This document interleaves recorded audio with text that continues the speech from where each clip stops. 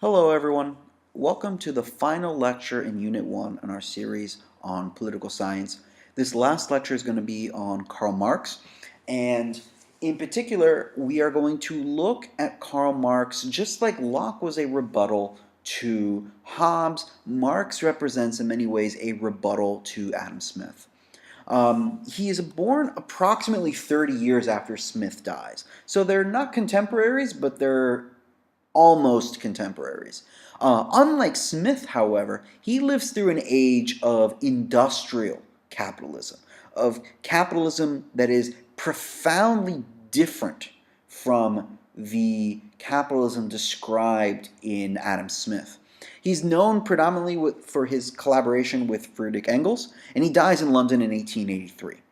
And if you wanted to broadly summarize his Marx's point, it can be summarized with the following initial line of the Communist Manifesto, in which he says, "The history of all hitherto existing society is a history of class struggles, whether that be in the factories or in plantations or even earlier in the Middle Ages on the fields. There is definitely those who are on the bottom of society and those who dominate those means of production." So what is class exactly? It's a term we hear thrown around a lot. Everyone likes to identify with being a middle class. But what exactly does that mean? Well, for Marx, he says that your class is really determined by your relationship to the means of production. Not how much money you have, although often they are related, but the means of production, which he calls property. So workers, or the proletariat as he calls it, are determined by the fact that they work for a living. They work for a wage. They don't own the place that they work in, nor do they own the object that they are creating.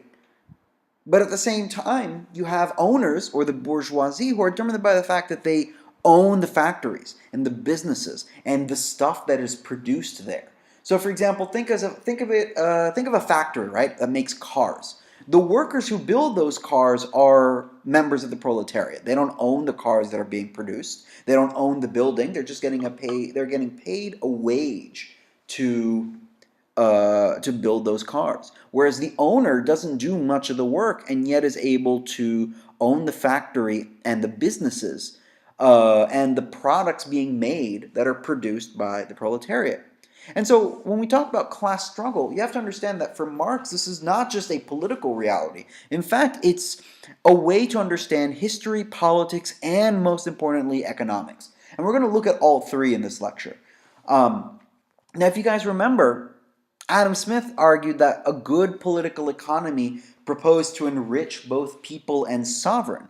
But Marx disagrees with this wholeheartedly.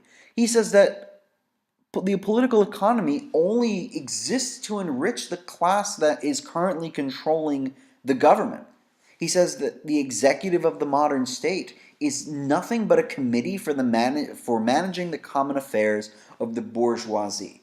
It tends to be that those who are on top benefit from the government, and in fact, they are the ones who make up government. They are the executive committee for wealthy interests, according to Marx.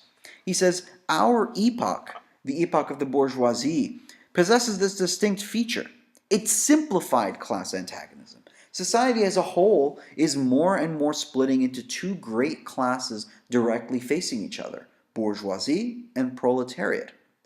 And I want to dispel a conception here, is that Marx doesn't hate the bourgeoisie. He doesn't say that they're evil or that they're bad. But just like every class, they're ruling according to what's in their interest, what Smith said people do, right? That's not bad. That's, Marx argues, well, that's also kind of natural. Marx's issue is not with any singular class acting in their self-interest. The problem is that the class system forces these individuals to be antagonistic, to hate each other, to be at odds with each other. And that's not healthy, that's not right. In fact, he says some pretty nice things about the bourgeoisie in the manifesto. He says, the bourgeoisie, during its rule of scarce 100 years, has created more massive, more colossal productive forces than of all the preceding generations combined. Subjection of nature's forces to man, machinery, the application of chemistry to industry and agriculture, steam navigation, railways, electric telegraphs, the clearing of whole continents for cultivation, the canalization of rivers, whole populations conjured up out of the ground.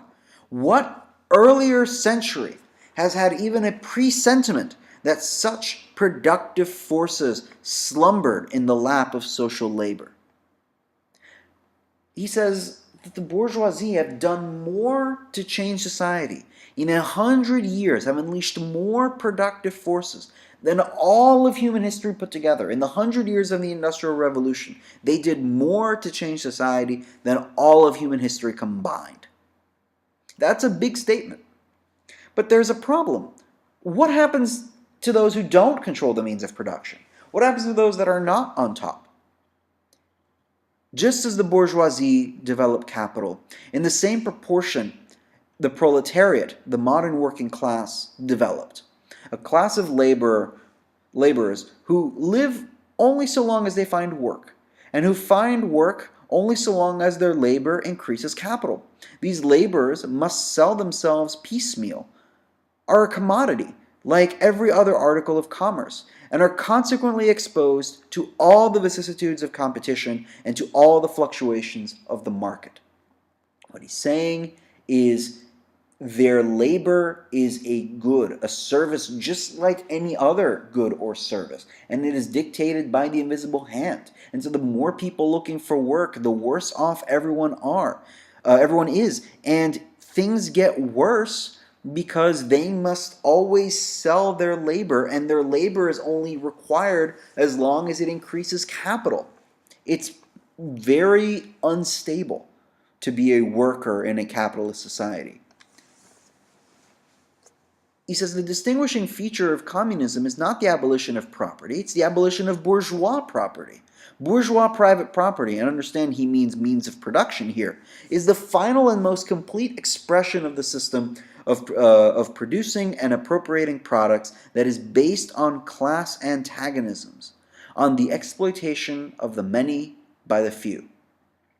And he says, well, in place of the old bourgeois society, with its classes and class antagonists, we shall have an association in which the free development of each is the condition for the free development of all. What he's saying is the problem is that the bourgeoisie own the means of production. And when we seize the means of production for the benefit of society, we will all benefit. He takes big issue with the fact that capitalists own these means of production and get rich off the back of their workforce.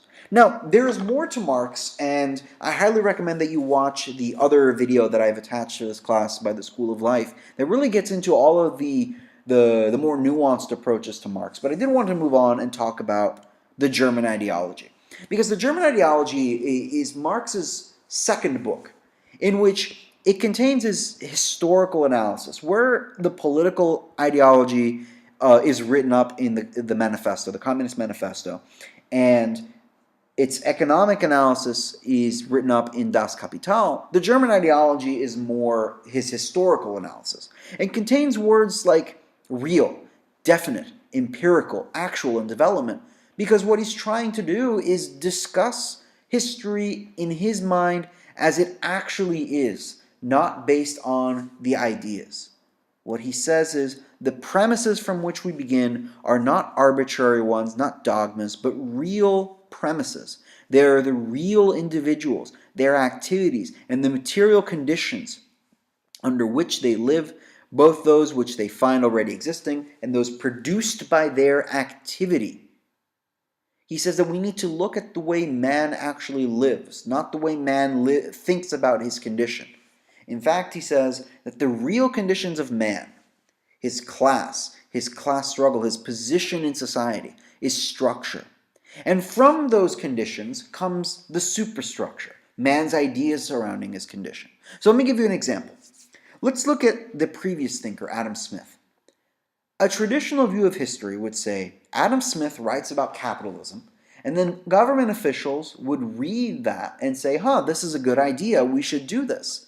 right? But that's not what Marx says. Marx says that it's in fact the reverse. He says that capitalism exists and that there is already a bourgeoisie. And from this system, someone like Adam Smith comes along and essentially engages in writing about it. From the structure comes the superstructure. So, as I said, for example, Adam Smith and laissez-faire capitalism are products of the real change in the class system that favors the bourgeoisie. From the change in the structure comes the change in the superstructure, not the other way around. Now, when we talk about history, we need to ask what kind of history we're looking at. And he says, well, the first premise of all human history is, of course, the existence of humans. Thus, the first fact to be established is the physical organization of these individuals and their consequent relation to the rest of nature. We start off history by saying people exist, people are a thing, all right? That's how we start in our analysis of history. So the first premise of all human existence, and therefore of all of history, is the premise that men must be in order to live, in order to be able to make history, right? If people are the building blocks of history, and people don't survive, then there is no history. And therefore people need to be put in a position to be able to live. Therefore life involves, before everything else, eating and drinking, a habitation, clothing, and many other things. All the things that we need to stay alive. And so the first historical act is thus the production of the means to satisfy those needs, the production of material life itself. And this, indeed, this is an historical act, a fundamental condition of history, which today, as thousands of years ago, must daily and hourly be fulfilled merely in order to sustain human life. What he is saying is that because we need humans to have history, and humans need to produce things to eat and to drink and places to live in and clothes to wear, essentially, history is the story of how we make things. That's what history is. And in fact, you can organize history in the various ways that we have produced things, the various modes of history. And here they are.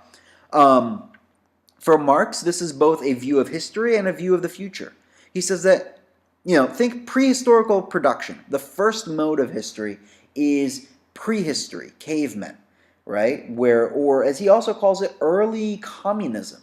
This idea that there was really a large amount of equality in these hunter-gatherer societies, where production did not really necessarily happen on scale. It was more of a question of individual or family survival.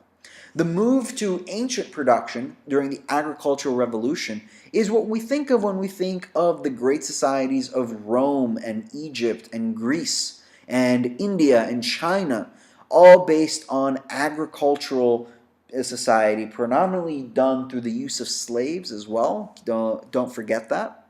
And feudal production is what happens in the Middle Ages, where you have sort of a feudal plantation-style system.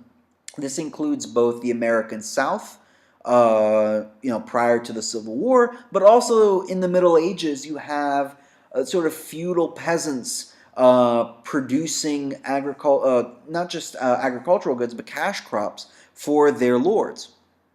Capitalist production is the period that we currently live in. It's a period in which you have the bourgeoisie in charge.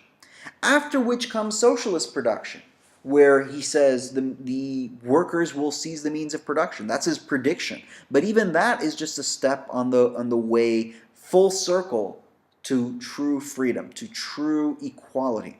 By the way, if you wanted to ask a traditional Marxist why the Soviet Union failed, chances are they will point to this graph, this breakdown, because they would say that the Soviet Union failed because they skipped a step. They went straight from feudalism to socialism, and that did not work for them. They had tremendous struggles, and eventually it failed. For Marx, this is sort of a rigid breakdown of why and how history happens the way that it does. And sort of going back to structure, superstructure, he says that the ideas of the ruling class are in every epoch the ruling ideas. The class, which is the ruling material force of society, is at the same time its ruling intellectual force. The class which has the means of material production at its disposal has control at the same time over the means of what he calls mental production. What he's saying is that the ruling class is also normally the class that produces ideas surrounding human condition. The ones that produce literature and art, right? This is why, like, you think about all of these romance or historical novels that come out of the Victorian era. They're not written by poor people. They're written by rich people with too much time on their hands. This is why, you don't have any working class novels written in this period for this reason. As soon as the distribution of labor comes into being, each man has an exclusive sphere of activity. Marx continues, and he says, as soon as the distribution of labor comes into being, each man has a particular exclusive sphere of activity, which is forced upon him, and from which he cannot escape. He is a hunter, or a fisherman, or a herdsman, or a critical critic, and must remain so if he does not want to lose his means of livelihood. Now, this should seem familiar to us because what he's talking about is what Smith described as the division of labor. But what he says is that, what we end up doing in our life is not necessarily what we wanted to do when we were growing up or what our dreams were. We sort of ended up doing what we do because it's what we do to survive. And that's kind of sad because you are giving up what you think you could ideally contribute to society in exchange for what you think will help you survive better. And that's sort of forced upon you, and you can't really escape from it. He says, well, in a communist society where nobody has any one exclusive sphere of activity, but each can become accomplished in any branch he wishes. Society regulates the general production, and thus makes it possible for me to do one thing today and another tomorrow, to hunt in the morning, fish in the afternoon, rear cattle in the evening, criticize after dinner, just as I have a mind without ever becoming hunter, fisherman, herdsman, or critic. What he says is that you can be whatever you want to be in a communist society, and that you can sort of change what you want to be on a dime based on what you think you can contribute to society today. Now, this is our last lecture for Unit 1, and I hope all of this makes sense to you. Keep in mind, as I've said before, that there are no due dates for the busy work for this class. However, there are due dates for Units 1 and 2, so please refer to the syllabus for details on that. Let me know if you have any questions. Email me if any of this was unclear to you. And if not, good luck studying and have a wonderful day. Bye-bye.